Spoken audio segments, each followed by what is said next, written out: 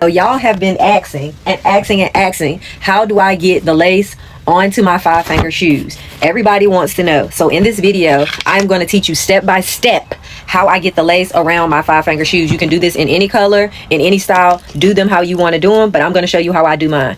So what you want to do is you want to take a needle, okay? You want to take the same color thread as your 5-finger shoe. We're going to take enough that we can go around the entire shoe without stopping. So you're going to take your thread and your needle like so. You can use a needle threader. It makes it easier. We still have it on the roll, okay? You're going to take that, drop it. Next thing, you're going to take those two ends and you're going to tie it in a knot. Do not close the knot all the way. Leave a little space in your knot like this. Then you're going to tie another knot, okay? Whoops. Like that.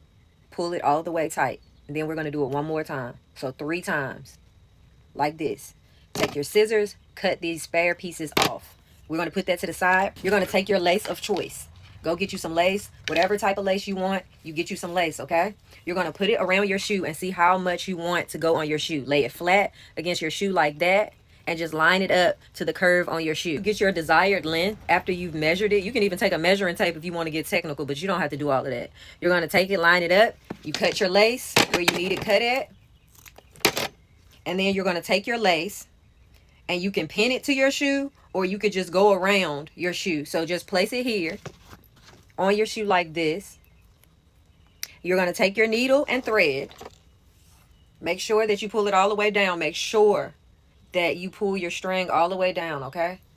So that the ball is at the end like this. All right. So take it.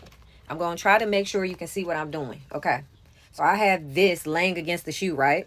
So I'm going to take my needle on the inside of the shoe. And this should be what it looks like.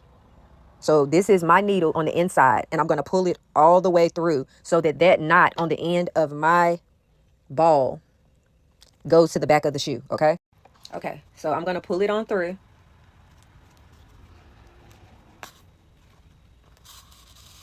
Try to keep your thread, so pulling it all the way through. Now I'm going to take the needle, wrap it around to the back of the shoe again, okay? Pull it through like this.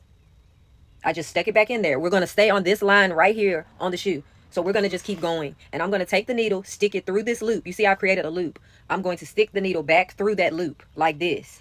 And pull, pull, pull, pull. It's like doing a sew-in. Ladies, if you ever got a sew-in, that's the method that I'm using, okay? You will not be able to see the stitches. We're going to just hold it down and continue to go around the entire shoe, okay? So I'm going to take this time to say, please do not come on here trying to tell me how I could have done it better, because these shoes have held up in the washing machine. And if you have never done this, please don't try to tell me how to do it. Thank you. So right here, we have got to the end of the shoe, and I'm going to show you how to finish it. So what you do is you continue sewing to make sure that the bottom part is flat, and then you take it, hold it tight, cut that, and then you're going to do this knot for this to secure it at least 3 or 4 times. Make sure it's on the inside of the shoe so nobody can see it, and you do it like 4 or 5 times. Just keep tying a knot real tight. Then you cut the strings off and you have your shoe nice and beautiful.